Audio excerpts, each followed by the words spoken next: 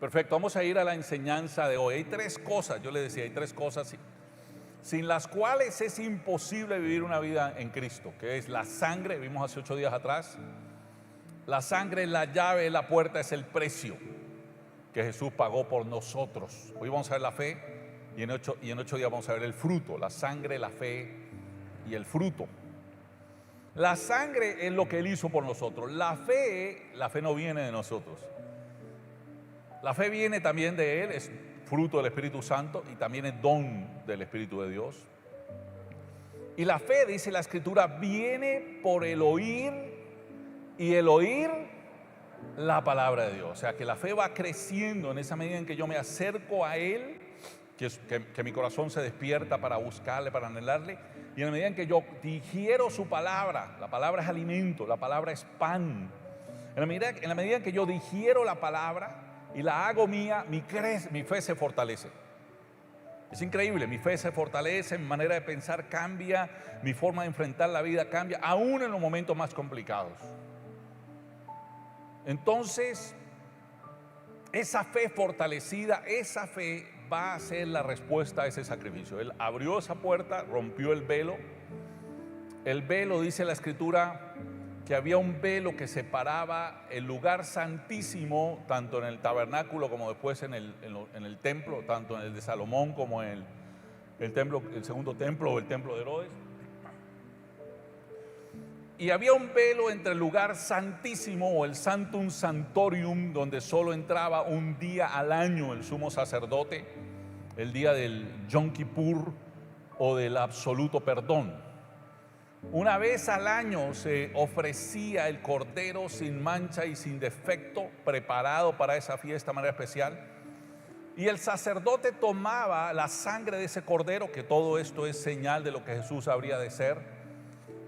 Y el sacerdote entraba, él tenía unas vestiduras especiales entre las cuales tenía atado una cuerda a su cintura y unas campanillas, además de las borlas y además de las otras cosas que significaban santidad y que significaban adoración a Dios. Y tenía estas borlas y estas campanillas y esto atado esta cuerda atada a su cintura, porque si entraba en el lugar santísimo, detrás de ese velo que medía como unos 15 centímetros de ancho y que iba del techo al piso, y no era acepto el sacrificio del cordero, el sumo sacerdote podía caer muerto.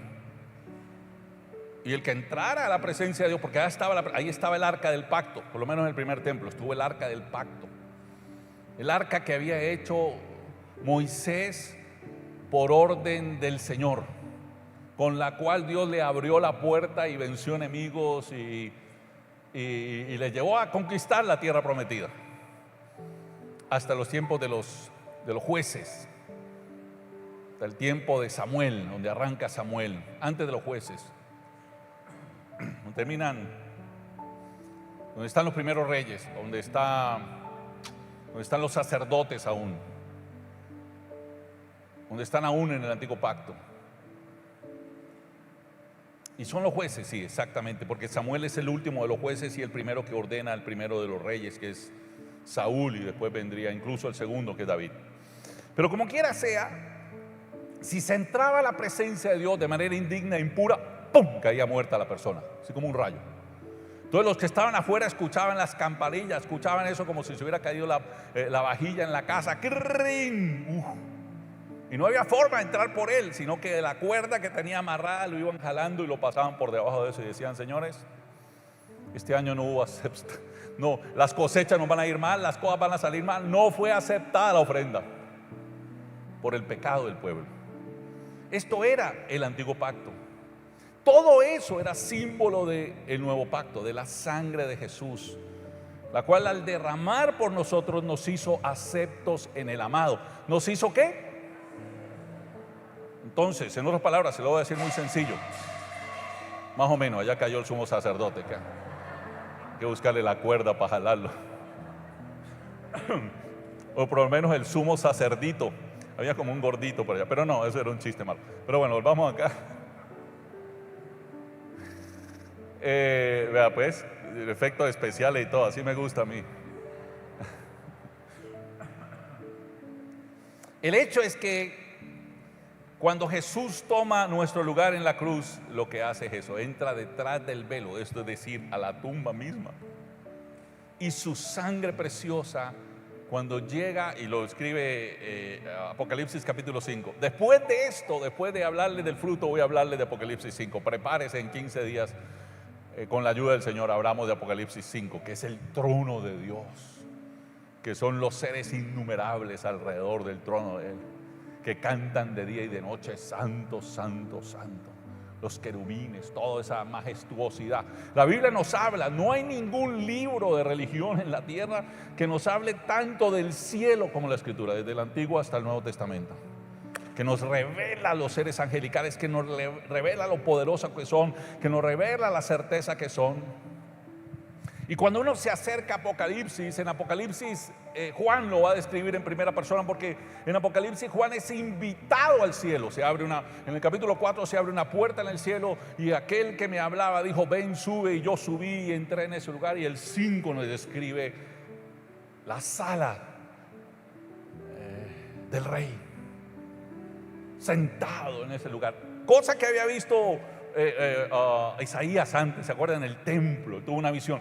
O Jeremías, Ezequiel, pero cuando Ezequiel lo describe es como si se estuviera asomando por una ventana y diciendo: yo vi esto y lo otro. Pero cuando Juan lo describe, no está por la ventana, está ahí en el lugar donde todo está sucediendo, donde un día llegaremos nosotros a estar ahí.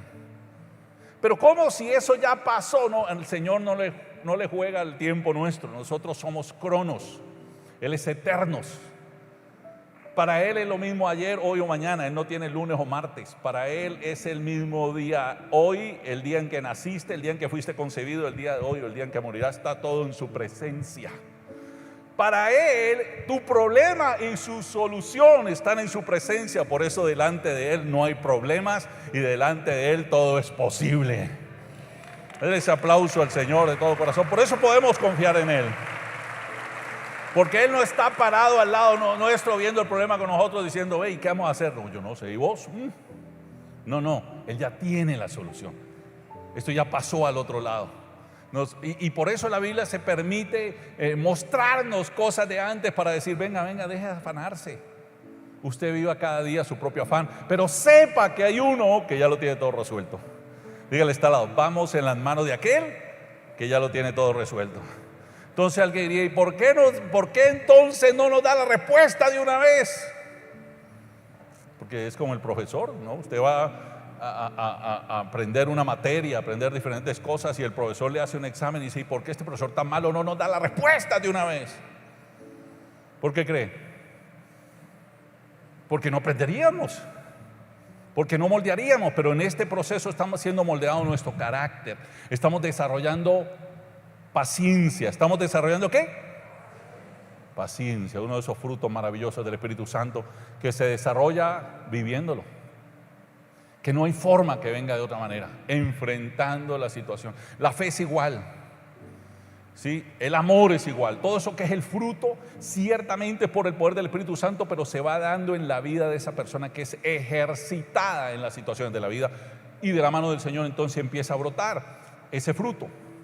El amor, el gozo, por el poder del Espíritu Santo. Porque sin Él, ¿qué brota en una persona que está sometida a dificultades, a situaciones complejas? ¿Qué brota sin Dios? Frustración, ira, enojo. ¿Esto por qué no sale la balanza?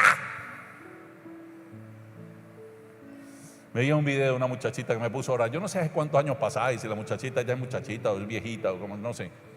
Es un video que he visto algunas veces.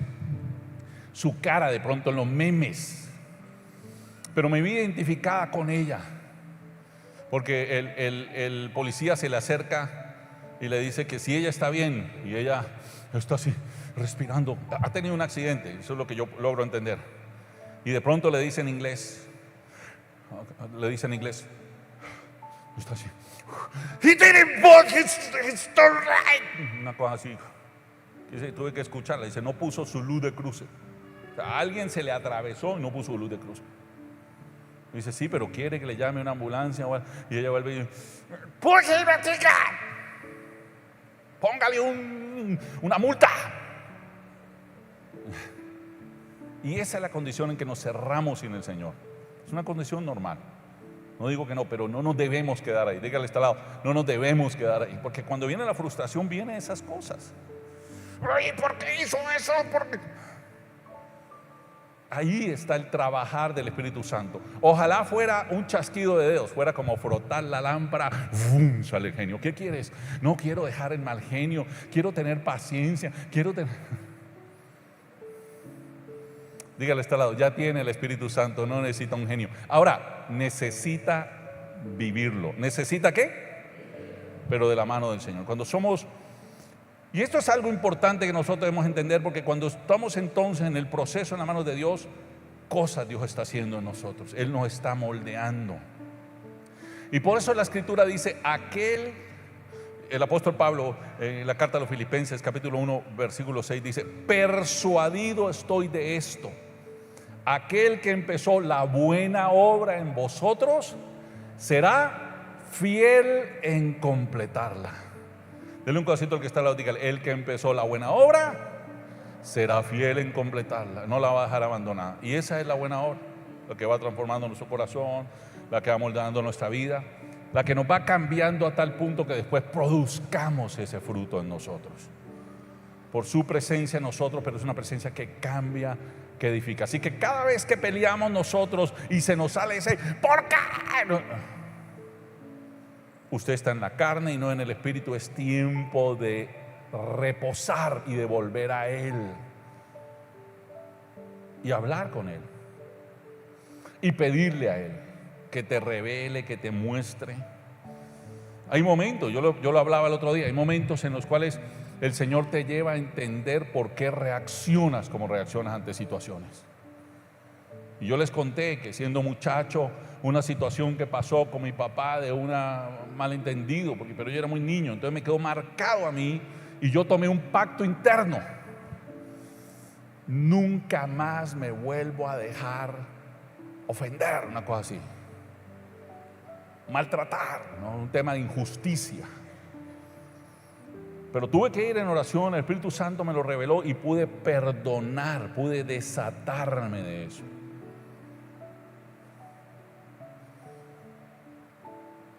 Todavía me falta, me quedan detalles. Hay momentos en que todavía se me cruzan los brazos, los cables cuando las cosas de pronto no me salen. Ahí me toman de sorpresa.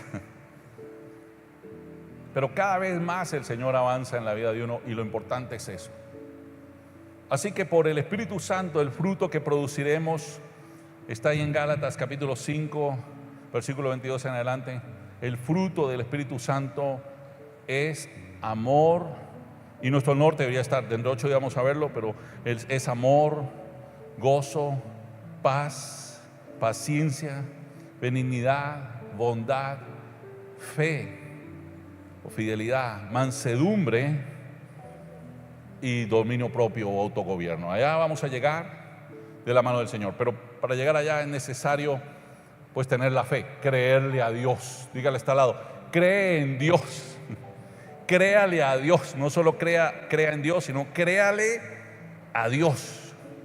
Entonces la fe viene a ejercitarse por la palabra de Dios en nuestras vidas. Y la fe viene a ejercitarse porque en la medida en que ella va tomando cuerpo en nosotros, la palabra, nos vamos alimentando de ella, permitimos, porque la creemos, que haga el efecto al cual fue enviada, entonces produce en nosotros eso por lo cual fue enviada. ¿Quién quiere? Por eso cuando uno ve este mundo, en el mundo que yo caminé, pero ¿quién quiere lo mejor para uno? ¿Quién quiere que el potencial de uno sea desarrollado mejor que nadie? ¿Quién quiere que uno pueda vivir en una plenitud de vida?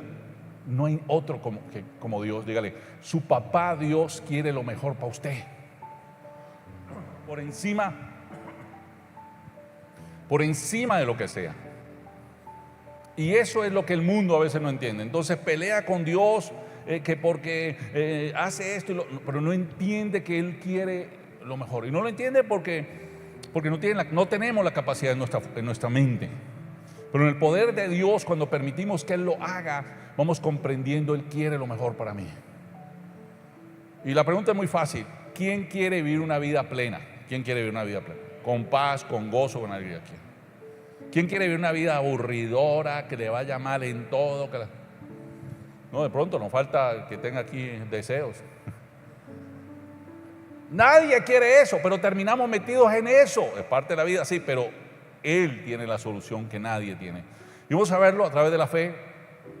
Y vamos a ver algunos pasajes. Y si quiere, arranquemos. ¿Cómo es el punto número 1? Se quedó ahí cruzado. Okay. La fe, ahí está haciendo la certeza de lo que se espera. Ahora sí. Punto número 1, certeza en la espera y convicción en lo invisible. Punto número 1, certeza en la espera. ¿Cómo usted puede tener una certeza en la espera? Esa es una buena pregunta.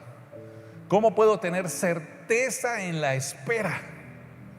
Para eso se hizo la fe. Y convicción en lo invisible, o convicción en lo que no veo. Para eso se hizo la fe. En otras palabras, para eso nos equipa Dios con la fe. Por eso es necesario entender este segundo punto. La certeza de que lo que estoy esperando, Dios se encargará de levantarlo, y Dios se encargará de hacerlo y de formarlo. No como yo lo espero, pero sí a su manera. Y a su manera siempre será mejor que la mía. ¿Cuántos dicen amén? Entonces vamos a leer. Y así arranca Hebreos 11, que es el hall de la fama de la fe, o el capítulo de la fe. Y nos dice lo siguiente, léalo conmigo, iglesia, por favor. Es pues la fe, ¿qué es? La certeza de lo que se espera y la convicción de lo que ¿qué? No se ve. Es una certeza en mi corazón. Ahí me está definiendo lo que va a pasar cuando yo vivo en esa fe. Tengo una certeza en mi corazón y tengo esa convicción. Estoy absolutamente persuadido, seguro de eso que no veo aún, pero que sucederá. ¿Cómo llegar a vivir entonces en esa dimensión, en esa altura? Ahí es donde vienen todos los otros elementos: la presencia del Espíritu Santo, la palabra de Dios y la decisión de creerle a Dios, que es una fe en acción. Tomo la fe que Él me da y empiezo a fortalecerla. Porque cuando usted empieza a caminar por la fe, los enemigos de la fe empiezan a levantarse. La Biblia dice que la fe en la armadura de Dios es el escudo. ¿Es qué? Dice que por sobre toda la armadura, cuando usted ya tenga puesto el calzado de la paz, cuando tenga puesto el cinturón de la verdad, cuando tenga puesto la coraza de justicia, usted debe levantar el escudo de la fe. Y una vez levantado el escudo de la fe, ponerse el yelmo de la salvación. Y ahí está, y la espada del Espíritu, que la lleva aquí al lado. Pero el escudo de la fe, y dice la Biblia, sobre todo, o sea, por sobre todo, para que guarde todo, para que cubra todo, tomad el escudo de la fe. Y dice algo más: con lo cual podréis apagar los dardos de fuego del maligno. Diga conmigo eso: dardos de fuego del maligno. ¿Qué es un dardo de fuego?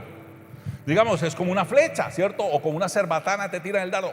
Pero no solamente el dardo, sino que además está encendido, está con fuego. O sea que donde atraviesa no solo genera una herida, sino que incendia, quema, destruye, daña. Ese es el enemigo.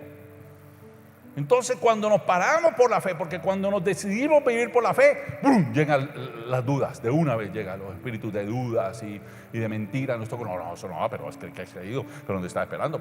Por eso es tan importante nosotros fortalecer nuestra fe. ¿Nosotros qué? Ok. Entonces, para que sigamos en ese proceso, la fe también, Jesús la describe como una semilla. ¿La describe como qué? Una semilla, dice. Si tuvieran fe como un grano de mostaza, como una semilla de mostaza, tengan la certeza que le dirían a aquel monte: desarráigate y échate en el mar, y el monte lo haría, si fuera aún así de pequeña, dice. Pero no solo pequeña, sino el potencial que tiene. Y eso es lo que hemos ido entendiendo, ese potencial de crecer, porque la fe crece. Pero ¿cómo crece? Con el oír, y el oír la palabra de Dios. Crece en la medida en que yo me meto con Dios y decido creerle a Dios. Crece en la medida en que ejercito la fe en el Señor. Algunas veces será más fácil porque serán problemas más fáciles, y algunas veces será más complicado porque estarán metidos adentro. Duda, temor, angustia, cualquier cantidad de cosas. Pero para todas esas se hizo la fe, y con la fe es posible vencer. Con la fe es posible ¿qué? Porque apaga esos dardos de fuego. Entonces ahí está hablando básicamente del soldado. Él veía a uno de estos pretorianos, la guardia del emperador, y lo veía con su escudo, y veía cómo salían, y cuando los atacaban y podían, y todo como se paraban y se protegían detrás del escudo, y después atacaban con la espada, y se volvían casi impenetrables. Usted ha visto las películas romanas cuando van, y una de las cosas que más los cierra yo el escudo, y cuando hacían esa formación diamante, por ejemplo, uno se acuerda del Gladiador y esas otras películas, y cómo el escudo es fundamental para que ni los tocaran. Yo nunca me voy a olvidar, le voy a decir, y esto tiene que ver con la fe, le voy a decir que de un pasaje del Gladiador. Yo lo he hablado algunas veces, que el Gladiador está parado, el uno, ¿no?, con Russell Crowe, porque ya salió la 2 también, ¿no? Entonces está parado ahí en el circo romano, y como él conoce la historia, o los que conocen la historia, y le están describiendo que ellos son los cartaginenses, la gente de Cartago, cartagineses, y que por esa puerta va a salir la gente de Escipión el africano, que destruyó a Aníbal y a los cartagineses, conforme a la historia. Pero él, como él conoce la historia porque es un general, sabe que lo que va a salir de ahí los va a arrasar a ellos, y que ese es el circo. Ellos están en un circo romano, y que ese es el espectáculo que le van a mostrar a los que están allá. Así que lo que primero que él hace es decirle: ¿quién estuvo alguna vez en el ejército? Él es un general. Y recuerdo que hay un macancán acá, un negro, un girafricano inmenso, que le dice: yo peleé con usted en las tropas del norte, general. Wow. Y el otro: pero hay un gigante también, blancuzco, que se quiere ir solo, porque eso está en la escena, y otro gigante grandísimo, pero el otro va solo porque él confía en su poder y su fuerza. Esa es la mentira del enemigo.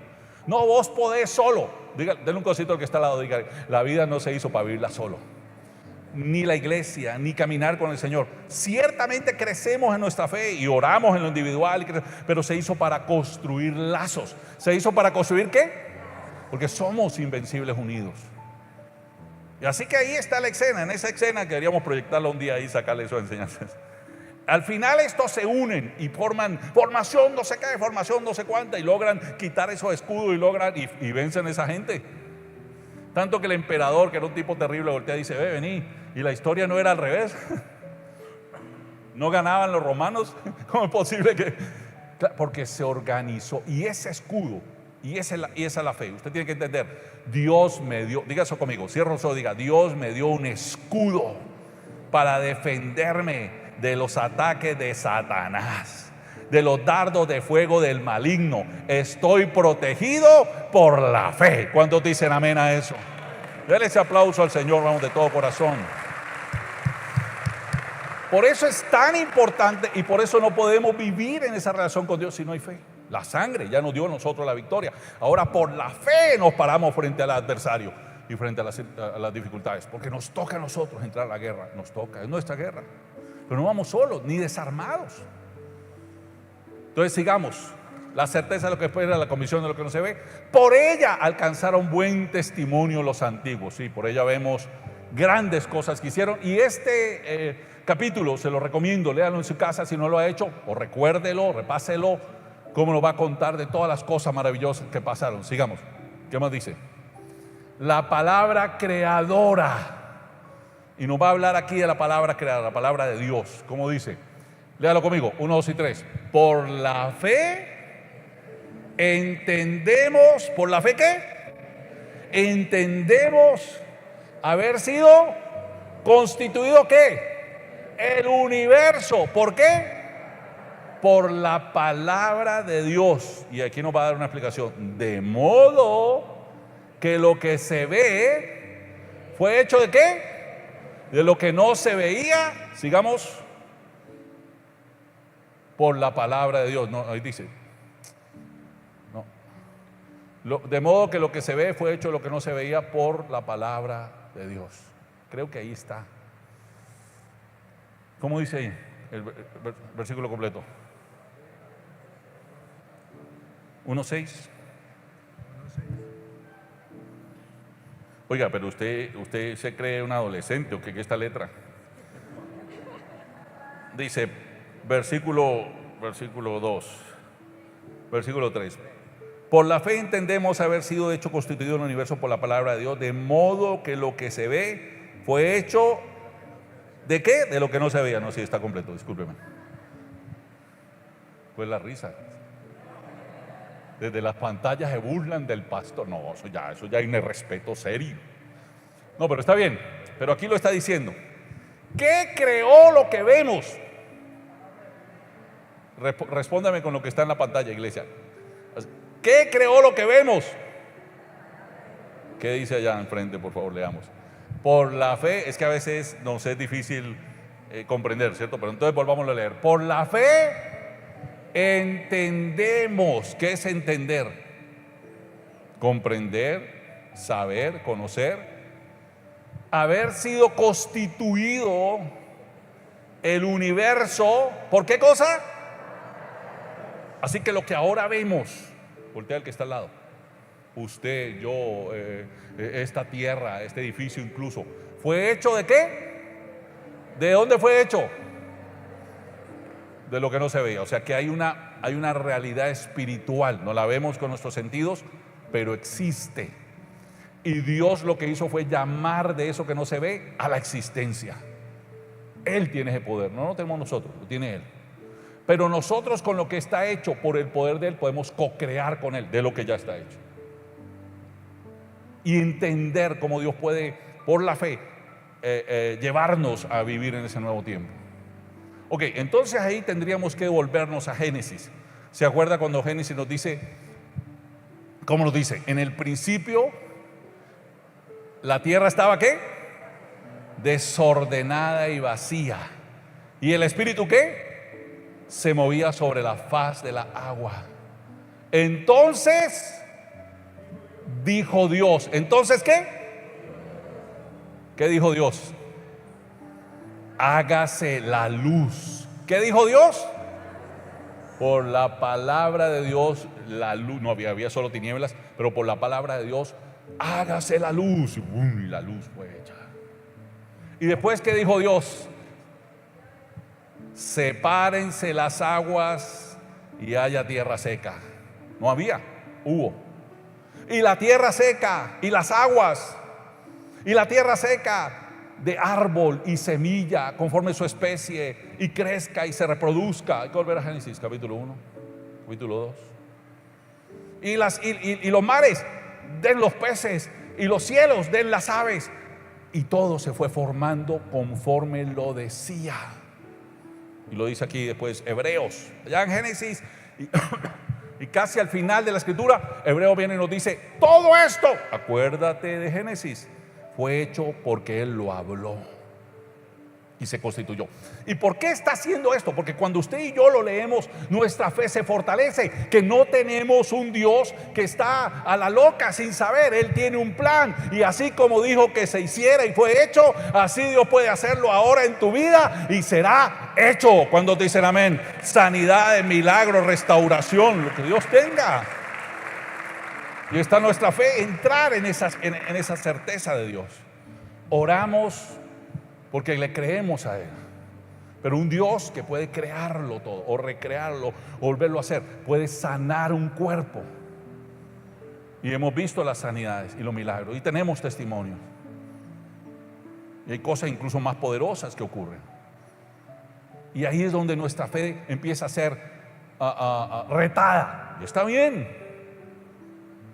O sea, no es nuestro poder, pero es el poder de Él. Pero sigamos. ¿Qué más dice? más excelente sacrificio. Vamos a darle porque el tiempo se nos acabó. Léalo conmigo, hace 8 días lo vimos. Por la fe, vamos a decirle al pastor Fernando que lea ahí. Bueno, por la fe Abel ofreció a Dios más excelente sacrificio que Caín, por lo cual alcanzó testimonio de que era justo, dando Dios testimonio de sus ofrendas, y muerto aún hablaba por ella. Por la fe, él caminó por la fe, le costó la vida, pero quedó la sangre reclamando, sangre que pediría el juicio justo que vendría en el Cordero de Dios. Ese primer corderito y ese primer sacrificio siempre apuntaron al sacrificio eterno que era Jesús. Y ese que vino del corazón hizo posible que hoy tuviéramos nosotros la certeza en Dios. Sigamos, ¿qué más dice? Enoc, séptimo desde Adán. Este es bien poderoso, está ahí en el capítulo 5. Vamos, iglesia, léalo conmigo, 1, 2 y 3. Por la fe, Enoc fue ¿qué? Una vez más, ¿fue qué? Que es traspuesto. Pero aquí nos va a dar la explicación. Fue traspuesto, ¿para qué? No ver muerte. Y no fue hallado, ¿porque qué? Lo traspuso Dios. Y antes que fuese traspuesto, ¿tuvo qué? Testimonio de haber agradado a Dios. Yo puse ahí ver o referencia a Génesis, versículo 5, capítulo 5, versículo 24. ¿Qué dice Génesis 5, 24? Y tenía Enoc edad de 165 años, algo así, cuando tuvo a Lamec.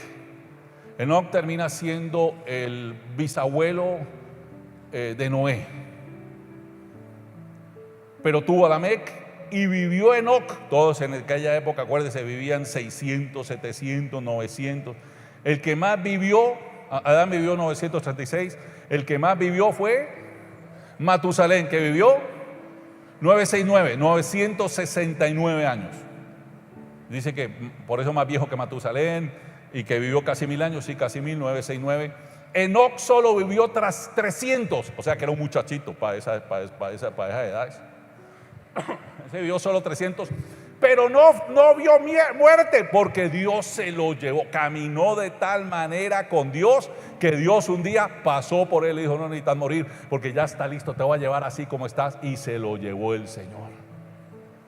Y ese debiera ser el anhelo. Dice, por eso caminó pues ¿qué? ¿Enoc con quién? Esa es la fe lo que lo sostuvo, una certeza que no había en su tiempo. Era un mundo que se estaba perdiendo, acuérdense, un mundo que tuvo que ser destruido por agua en el diluvio. Un mundo perdido, en un mundo perdido había uno que hacía la diferencia y se llamaba Enoc. Y Dios lo tomó de todo el mundo y a ese en especial dijo: no, te voy a llevar conmigo, no vas a ver ni siquiera el diluvio, nada, ¿para qué? No necesitas. Porque agradó, porque ¿qué dice? Agradó Dios. Enoc se agradó con él y desapareció porque lo llevó. Caminó Enoc con Dios. Lea esa frasecita nomás. Caminó pues Enoc con Dios. Ya ahí en esa frase usted sabe cómo caminó. Por la fe, creyéndole a Dios, fortaleciéndose cada día, quitando de lado lo que no servía, viviendo en la santidad, viviendo dispuesto solo para el Señor. Y desapareció porque lo llevó Dios. ¿Cuánto le gustaría tener esa experiencia que Dios venga un día y... Pablo dice: algunos no gustaremos muerte porque seremos arrebatados. Parte aquí está el principio del arrebatamiento. Sigamos, por favor. Pero el 6 dice, ¿cómo dice? Pero sin fe, ¿es qué? Imposible agradar a Dios, porque es necesario que el que se acerca a Dios crea que ¿qué? Que existe, que le hay, que es verdad, y que además ¿qué? Que Él galardona, que Él premia, que Él bendice. ¿A quién? Dígale, está al lado, usted busca al Señor, crea en Él y crea que le bendice. Buscar a Dios es saber que Él está, pero también que nos bendice. No como esperamos, pero de una manera aún mejor, cambiando nuestro corazón, nuestra mente, edificándonos por su presencia. Que Él es galardonador, que da dones, que nos levanta como Enoc. Por eso viene después de Enoc, que tiene esa certeza. Sigamos. ¿Qué más viene? Gracia y no obras. Aquí vamos a pasar a Efesios. Efesios, capítulo 2, versículos 8 y 9. Central en todo esto. Léalo conmigo, ¿cómo dice? Porque por gracia sois salvos, ¿cómo? Por medio de la fe, por esa certeza de creer en Él. ¿Y qué más dice? Y esto no de vosotros, o sea, no es mío, no es porque yo me lo gané. Pues es que es don de Dios. Dígale que está al lado, don es regalo de Dios. No por obras para que nadie ¿qué? No es su esfuerzo, no es el mío, no es porque hicimos esto, no es porque, es porque le creímos en lo que Él hizo en aquella cruz y nosotros ahora entramos en esa certeza de lo que Dios puede hacer y empezamos a caminar en esa amistad con Dios, y al construir esa amistad con Dios nuestra vida empieza a reflejar esa certeza de Dios, esa fe en Dios, esa realidad de Dios. Sigamos, vamos a ir terminando. Romanos 4:5, léalo conmigo. Mas al que no obra, sino que cree en aquel que justifica ¿a quién? Justifica al impío. Su fe le es contado, ¿por qué? Por justicia. Entonces, esto es importante explicarlo. ¿Cómo va a justificar al impío? Si al que de corazón arrepentido le busca, no le cuenta sus pecados, sino que le transforma y le pasa de muerte a vida y puede vivir en él una vida distinta y plena en Dios. No vamos delante de un juez, vamos delante de un Salvador. Vendrá el tiempo del juez, ahora que hablábamos de Apocalipsis, y se abrirán los libros y los muertos darán, y el mar dará sus muertos y los ríos, y vendrán y separarán multitudes delante de él y serán juzgadas las naciones de la tierra. Hay como 7 juicios. Uno de ellos es con la iglesia, pero ese no es para condenación, es para galardones, conforme la obra que se hizo una vez se creyó. Porque si hay obra, no para salvación, pero por causa de que somos salvos. Yo soy salvo, vive como tal, que tu vida refleje al mundo. Por eso como iglesia estamos procurando levantar discípulos, no solo traer gente, levantar discípulos, porque el discípulo es el que es como su maestro y da vida a otros porque vive su maestro en él y él en Cristo. Sigamos.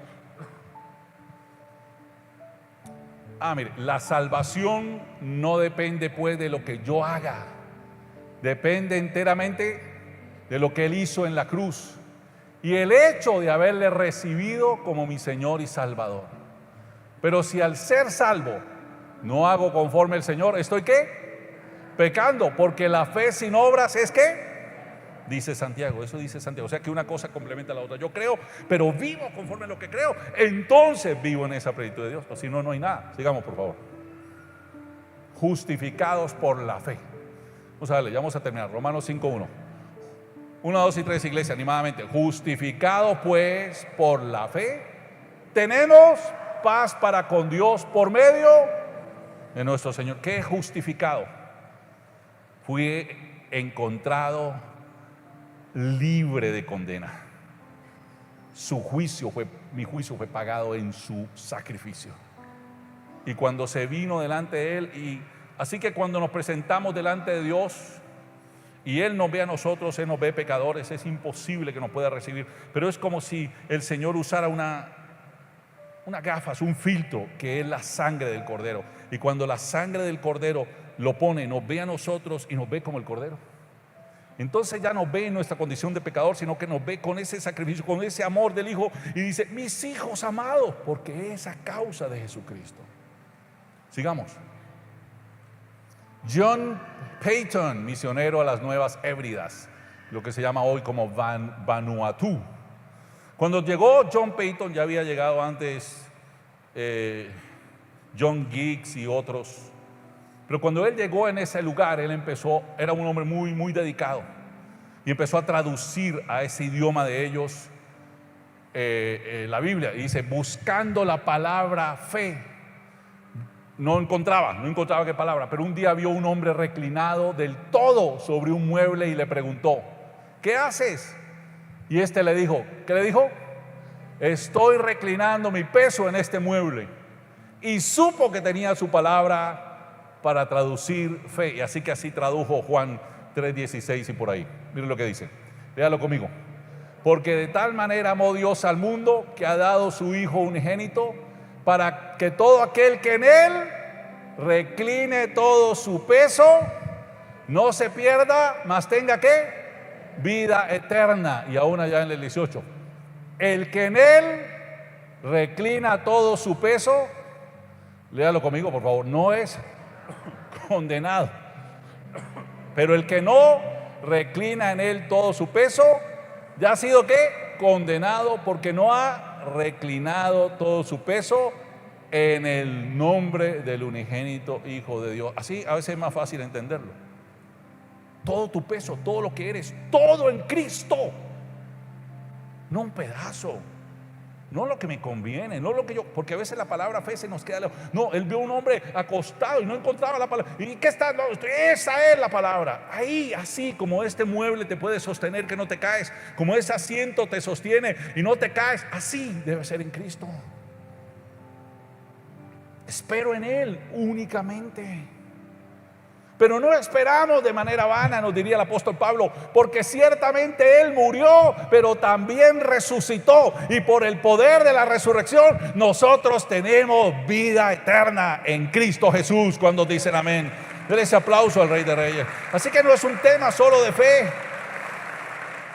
en el vacío, de fe en una idea, de fe en una doctrina, sino de una certeza en su resurrección. Sigamos, ya vamos a terminar.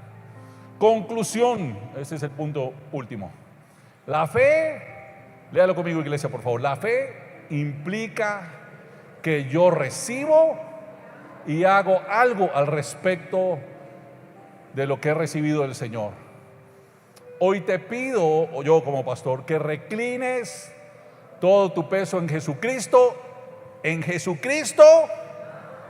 y nada más. Vamos a orar. Padre, clamamos en esta mañana. Si quiere, póngase de pie conmigo. Oramos, amado Dios, para vivir por la fe, para que cada día, cuando tengamos cualquier otro deseo de vivir por otra cosa, porque la gente vive o sobrevive o avanza o se le pasan sus horas lleno de temor o lleno de angustia o lleno de otras cosas, de emociones pasajeras, pero no en la fe en el Señor, que cuando cualquiera de estas cosas venga, yo recuerdo, yo estoy llamado solo a esperar, a reclinar mi peso en Él.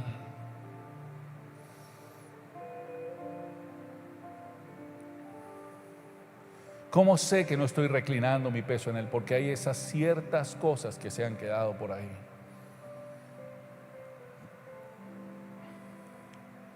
Y hoy es un buen día para ir delante del Señor en oración. ¿Qué estorba mi caminar con el Señor? ¿Qué no permite que pueda vivir de Él esa plenitud de la cual habla el Espíritu Santo en las Escrituras?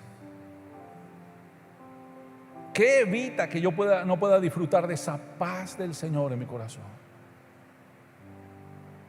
Son áreas seguramente en las cuales estoy apoyando mi confianza. Dinero, relaciones, profesiones, empleos, qué sé yo. Pero la Biblia es enfática cuando dice: bienaventurado el hombre, el varón que confía en el Señor,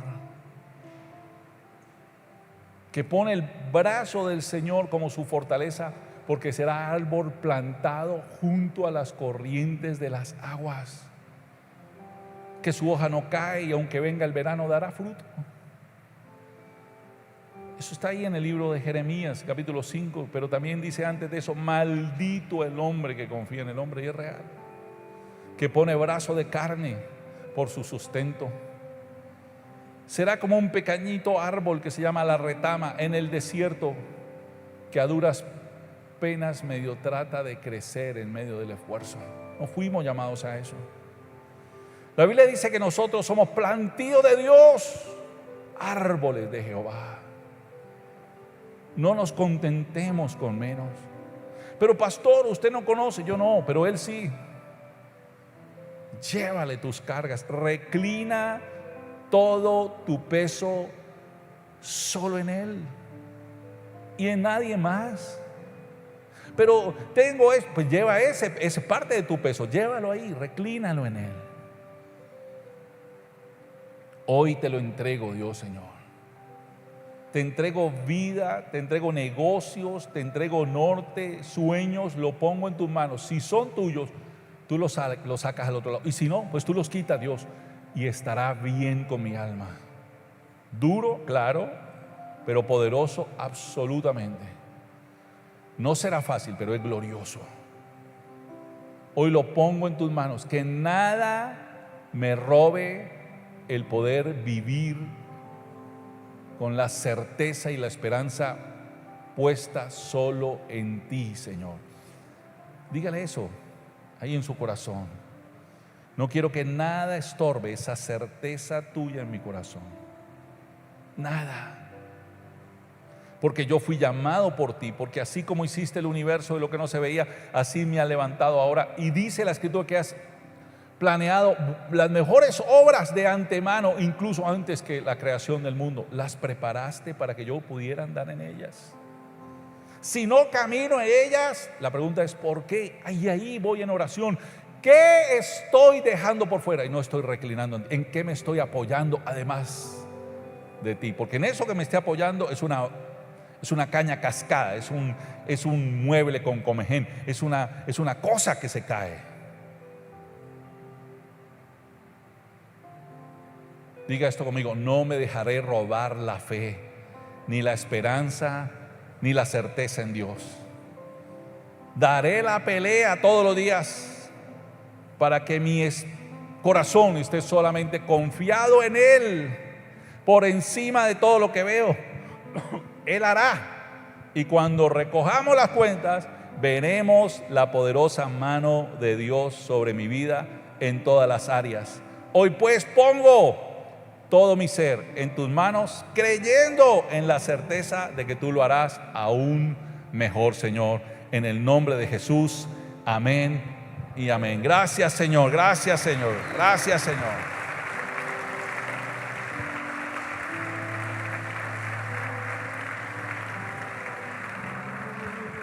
Voy a invitarlo de todos modos a dar la mano del que tiene al lado y vamos a orar los unos por los otros. A veces necesitamos fortalecernos en la fe. Y vamos a orar por el otro. A veces es más fácil orar por otro que por uno. Padre, gracias por este hermano, por esta hermana. Dígale, yo oro hoy para que sea fortaleciéndolo en su ser interior, para que pueda llegar a tener la certeza como aquellos 3 en Babilonia que estuvieron dispuestos aún a ser arrojados al horno de fuego, pero no servir a otro Dios que no fueras tú. Y que la Biblia nos cuenta que aunque fueron arrojados, no sufrieron mal alguno, porque en ti habían puesto toda su esperanza.